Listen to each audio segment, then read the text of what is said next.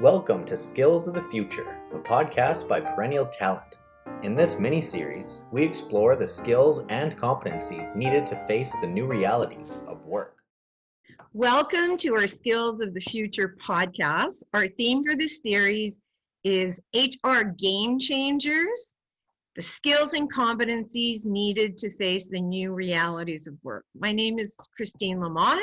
I'm president of Perennial Talent, a competency-based talent management solutions company. And today I have the pleasure of having Brian Hughes as our guest. Welcome, Brian. Thank you so much, Christine. Great to be with you here today. We're glad to have you. Brian has spent the last 15 years working across industries and HR specialties. Currently, you're serving as the head of talent planning and development at Lamothe Pharmaceuticals. Is that right? That's right, Lamothe Pharmaceuticals. Yep. Which is a important company. I mean, you guys are doing a lot today. It's a rare disease global biotechnology company based out of Cambridge, Massachusetts in the United States. Prior to joining Lamothe, you spent 5 years with Athena Health, which is a healthcare revenue cycle and cloud-based technology platform company, leading, I think, human resource cycles and cloud-based technology platform company. Is that correct? Yeah. Yeah, so my role there was leading HR partnership for our commercial business unit at Athena Health. And you live outside of Boston with your wife, Amy, and your 2 children. That's right. Yeah, that's right. We're so happy. That's where I find myself today. Good. Like a lot of people, right? Working from home. Right. So thank you for being our guest, and tell me, how are you coping with this pandemic? Right. Yeah, I'd say like a lot of other folks, first of all, have to, take into account just the remarkable reality of, millions of people across the world really being physically devastated, financially devastated. Just the state of things is, it's unfortunate with that. I know personally I found my own silver lining, having the opportunity to work remotely and being privileged in that. Not everybody has the privilege of working remotely. It allows me more time to see my wife, see my kids. If I have a couple of minutes where I'm not in a meeting or getting work done, I can shoot downstairs and say hi to my son. So, overall, all things considered, I feel quite fortunate while recognizing that many others are in a very different position. That's right. That's right. We've talked to a lot of our clients too, and it's almost like you have 2 groups of employees sometimes in an organization where they're working remotely where they can, but others have to remain physically in either a plant or a manufacturing or maybe a laboratory in your case. So how has the world of work changed within your organization, Brian? And what's the impact been, of more employees working remotely? Yeah, so I think particularly for our remote employee base, it's just around 80% of our employees. We have about 14 or just under 1,500 employees globally. So 80% of those were and have been entirely remote, which is a big shift because previously, our company was much more of a work from work culture.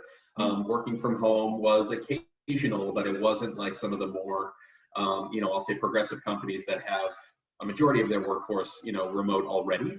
Exactly. So some things that have really shifted for us, I think the first of which is communication. We realized in being an office-based communication culture, a lot of the ways in which our leadership, or just key initiatives were being communicated had to change. So some things that we did is we increased the frequency of all company town halls. Our CEO really ramped up just, virtual communication, making sure that we ramped up the frequency that people were getting updates, that they felt as though leadership was accessible and present. I think that was a major success for us because absent that, I think, folks can kind of fall into further isolation. And that's the other part, which is, we've been really mindful of being proactive in connecting teams and individuals, making sure that we didn't assume that these things were going to happen organically. Mhm. And the last thing that I'll emphasize, which I think is a plus in many ways, but is also a significant challenge, where I had talked about my own silver lining of, spending more time with my family, Mhm. working from home. The lines between, work life and personal life, they're essentially gone, right? Yeah. How many times have we been in conversations over video and a toddler comes in the room or a dog is barking? And it's funny because I think at first you see people cringing and they're apologizing, and now it's the norm. And I think in many ways that's great, right? Because it breaks down those barriers of people are themselves a little bit more, and we have more empathy and more awareness about what we're all experiencing personally. So those are some things that really jump out about the shift to virtual work. Yes, and it's amazing how adaptable people are, even though we might not have had a lot of experience in some industries working remotely, but how people have made that work, especially with reassurance, encouragement, from management, like your CEO and his management team are doing, letting people know what's going on. And I think communication is probably number one in reassuring people, Yeah.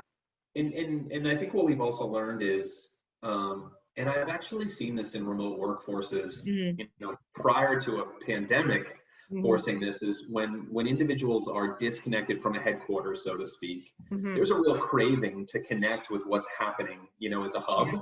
So I think that we've now scaled that to a majority of our workforce feels that way, right? That people crave, I want to understand what's going on. I want to have that central connectivity.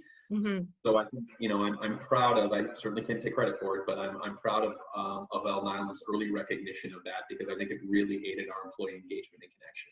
Yeah, you set a new bar in terms of moving forward, looking to the future with that. Because Absolutely.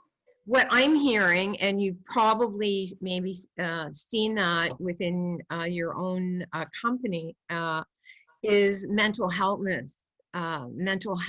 issues, well-being of the workforce. So communication goes a lot towards addressing some of the concerns. Not all of it, but do you find that's an issue as well? Yeah, I think that early in the pandemic, it was an issue because people were really thrust into this disruption of, particularly I think for caregivers, whether it be child care or elder care, and Mm-hmm. people who had responsibilities at home, that made it quite challenging to balance work and life. Yeah. So wellness and resilience, those have both been real themes that we've thought about in our learning and development strategy, in our employee reward and benefit strategy. What we're talking about now is, with the changing of seasons and with the return of schools being in most cases virtual or blended, Mm-hmm. Another dip in wellness and mental well-being, because I think what we Mm-hmm. saw for many of our employees was that, those who had children were saying, I just want to get through the spring because I'll have the summer, the weather will be nice, I won't have to Yep. worry about homeschooling. Mm-hmm. And now once we've hit the fall, so many of our employees are saying, oh gosh, here we go again. Yeah. And then we're a couple of weeks out from daylight savings and the weather getting colder. So from a wellness standpoint, our company actually, every November, it's timely, it is our wellness month. So we're really focusing on both physical and mental well-being, particularly now, because we understand that people are, we're all, I think, further along into this experience than any of us would have expected to be. Mm-hmm. So I think we're trying to be forward thinking and making sure that we're caring for our employees' wellness right now in particular. Good for you. Good for you. Thinking of the talent life cycle, like hiring, learning and development, career pathing, et cetera, et cetera. What do you think is the biggest need right now, or the greatest change that you've seen within your company? Yeah, I think, and this goes a bit broader than our current circumstances, right? But, what I do think is that, and this isn't a new phenomenon, but it's something that's been increasingly prevalent, which is kind of the the individual agency of employees and candidates, and just the talent that you want to either recruit, retain, grow, or develop. And in past experiences, I think that the leverage was very much on the side of the employer to say, hey, we will establish programs, and we will establish protocol, and we will recruit for roles, and we are in a position of power in doing so. And the dynamic has really shifted. I think that the independent agency and the empowerment of individuals, whether they're looking at their next job and using things like Glassdoor, which is a company review platform here in the US, where people can say, this is the experience that I had interviewing for this company. This is the type of culture that I felt. That gives a remarkable level of agency to people who are in their job searches. And then as I think about internal talent development, although from a kind of a global employment standpoint, we're certainly not in the best position we've been in a long time. However, people have an unprecedented level of kind of control and agency over their careers.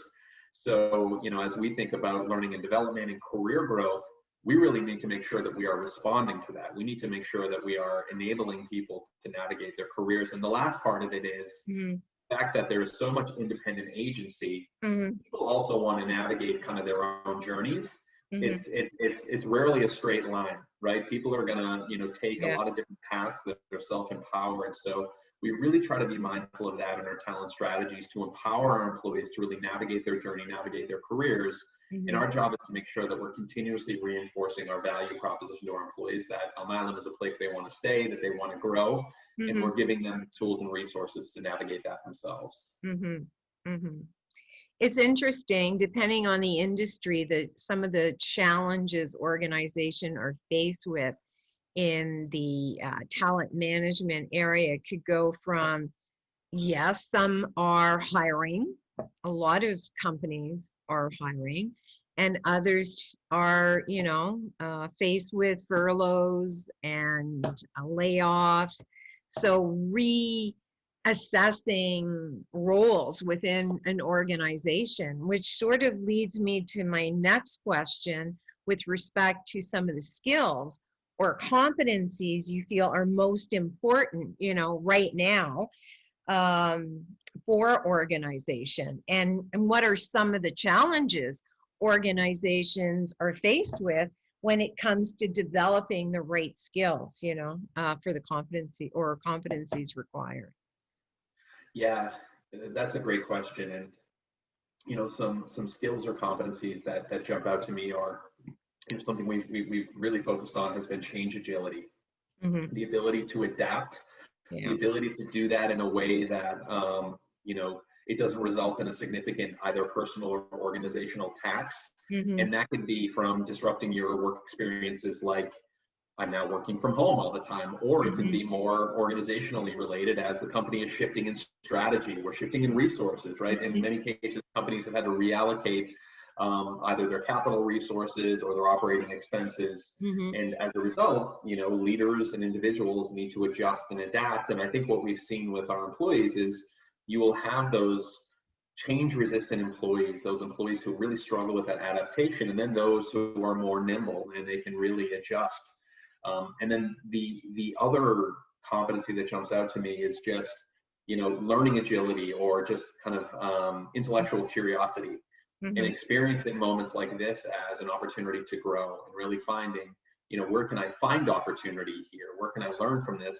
If you're a leader, how can I really espouse that learning mentality to my team so they are not viewing this as a challenge, they're viewing it as an opportunity.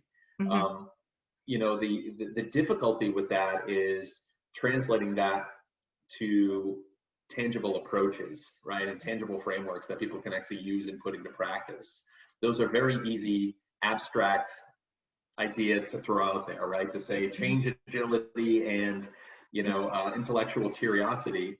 And the skeptic might say, this just sounds like jargon to me. So really translating those into practical applications, that's really the challenge. And then as you get there, then how are you actually quantifying it and measuring it and understanding the impact that it's having on your business? Those are the downstream challenges that I think are presented by identifying those types of competencies. Exactly, exactly. That's a struggle that we've addressed with some of our clients as well, is redefining that. And I think of uh, the CISO series we did, with our podcast, and looking at some of the skill sets that people needed, the technical skills of working remotely and protecting, your brand and your IP. All of a sudden you've got 100% of your workforce working remotely and not having been prepared for that. So how do you define those skill set in terms of behaviors that you could communicate and integrate, in terms of learning and development programs? So it's been a challenge for a lot of organization where they've seen quite a shift. And it's not just like the technical skills, but as you mentioned, those other soft skills, which are not so soft, they're pretty hard skills to develop. Somebody who has never managed remotely, how do you do that effectively, especially with issues like mental illness, being sensitive to that or aware of that, because you're not a trained psychologist. So how do you check on your employees' wellness and provide them feedback or coaching on other skill sets that is important for success? And it's funny what you said too, how you might redefine success as well in terms of certain roles. So do you find that's impacted more roles than others, Brian, in your organization? Yeah, we've seen some substantial impacts. So, a couple of examples that I can give is our sales force. So, ultimately our group that is engaging directly with primary care providers and doctors and education liaisons who are really making sure that we are creating awareness around the rare diseases that our therapeutics are trying to treat. We previously had an in-person model, right? You would be on site, you would engage people who were literally on the road. So one of the quick shifts that our field force had to make was building out the tools and approaches to engage remotely, and then actually building out the capability and competency to do that effectively. I partner closely with our commercial training team, and they had actually worked with a group of former newscasters who had become experts in terms of engaging over a camera. I could probably use some of their advice during the session, but engaging effectively over camera. But this was something that we certainly hadn't foreseen. So what we're looking at as we define kind of the future of our work is how can we leverage some of these adaptations that we've made in adapting to this virtual environment? Because what we've also seen is somebody can either spend 6 hours driving 3 hours one way, meeting for an hour, and then driving back, or they can use that 6 hours to catch up with physicians and providers all over the world in a very efficient and effective way. So we're really trying to figure out what that balance is. Another impact that I can certainly see is you had referenced our on-site staff, our laboratory researchers, our manufacturing technicians, and as they just looked at physical distancing and having to make sure that their protocol is in place, our personal protective protocol that we've had to institute to make sure that all of our employees are safe. These are all elements that we've significantly adapted kind of our physical workspace approach. So it's interesting. On one side, we figured out how to work more virtually. On the other side, we've disrupted the way in which we work on site. So really across the board, we've all had to find new ways. Yeah. So what do you think? What are the future threats or pain points if organizations don't take the time, to clearly define the skills needed for success? What could go wrong if these are not properly addressed? So, it's interesting as I think about the threat of not taking the time to effectively identify your necessary skills. I view it more as almost like an invisible erosion or something that is, more subtle than overt. And what I mean is, what I have seen and experiences is every leadership team and every company is going to go through their annual or quarterly strategy process. And it's going to identify the progress and the impact that they need to achieve within their business models. And when I see that companies or organizations don't take the time to then calibrate and align the necessary skills, you start to realize over time that you're not accomplishing those outcomes, that you're experiencing those gaps. And if you don't understand really what they are, at worst, you're going to just perpetuate your lack of achievement. I'd say a little bit incrementally down the line, you're going to end up actually having to really expensively buy talent without a clear sense of actually what you're hiring for. You know, what I've seen is people say, oh, we need to bring in more expertise, right? And the end result of that is you start to hire higher level positions at higher salaries, and you fast forward 2 to 3 years later, you have a top heavy organizational structure. Your operating expense, when you look at your salary costs, is higher than you would have forecasted. And you're still not effectively meeting the skills demands that you're trying to achieve in the beginning. And something that we focus on really heavily at Alnylam is thinking through, can we build or buy the capability that we ultimately need to achieve here? If we can build it, all the better, right? If we can identify the skills and strengthen that in our own talent, it's a more scalable approach. It's a more engaging approach for our employee. And when we do ultimately have to go buy that talent, we're very deliberate in doing so. But when I see companies not aligning the skills and capabilities needed to achieve those outcomes, it can really have some subtle but highly impactful outcomes that are very undesirable. So what other actions can companies take, to mitigate these threats? So I always, subscribe to, talent and skill planning in direct integration with strategic planning. So, if you go through your, annual strategic planning exercise, identifying what are the skills and capabilities we need to achieve these outcomes, what is in-house, what do we need to develop, and what might we need to go recruit, but having that conversation and deliberately building it into the planning process, that's a macro step that I absolutely, recommend, and that I've seen as a best practice, because I think oftentimes what will happen is organizations will go through their strategic planning and they'll say, okay, these are the people who are going to run these initiatives. And they haven't taken the time to say, do we have all the skills and capabilities that we need? So really integrating your talent planning, your talent review, your skill review with that exercise is such a fundamental step for me.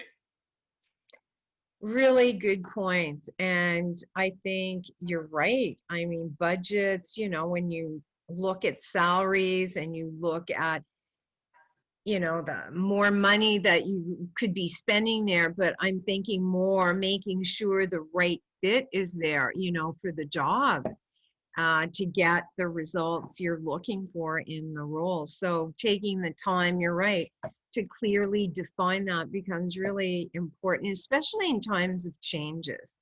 If you're looking at new skill sets or new ways of doing that. And it looks like we're going to be here for a while, and working remotely, might be the way of the future. Maybe not 100%, but it might be a combination of things. So it's interesting. And I don't know if this is, you're living this within your own organization, but I'm seeing more women drop out of the workplace. I don't know if that's something that you're seeing or living right now, to take care of children or parents or other family members. Yeah, we've actually had quite a bit of conversation about this issue.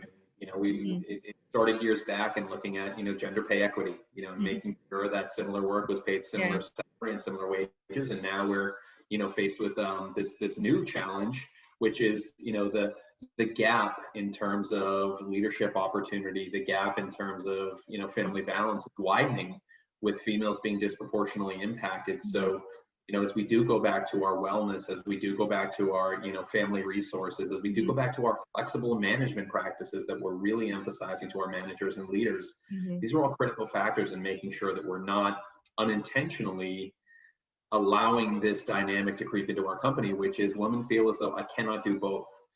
And we are vigilant in not allowing that to happen at Alnylam. So it's something that we've talked quite a bit about, in that, as we have employees, whether they be male or female, but we recognize it is disproportionately female.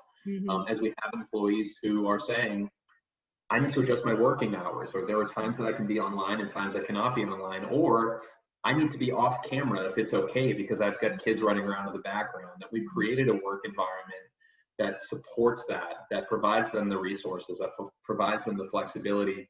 And also, we are very keenly looking at our retention numbers and our internal development numbers, because it's not just a matter of keeping your female colleagues, it's a matter of growing and investing them. And we're really focusing on that right now to make sure it's not just a matter of, we don't want to lose our female talent. We want female leaders.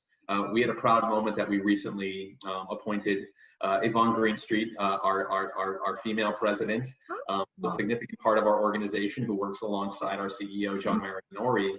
And we really thrive to be a model employer when it comes to gender and ethnic and every type of diversity. Diversity, equity, and inclusion is a key focus, and the gender component is a key for us right now. Well, great for Nylam for doing that. And you should be proud of that, to work for a company who values that, because it's important. You spend a lot of time, as you know, looking for great talent and then attracting them, and then you want to obviously retain them and not have you lose this valuable talent because of what we're living right now. So good for you. Thank you so much, Brian, for being our guest today and for your wonderful insights into the new realities of work. It was a pleasure speaking with you. Christine, it was a real pleasure on my end. I really enjoyed myself and so appreciate the invitation. Thank you for having me. You're quite welcome. Bye, Brian. Have a good day. Thank you so much, Christine. Take care. Okay, bye.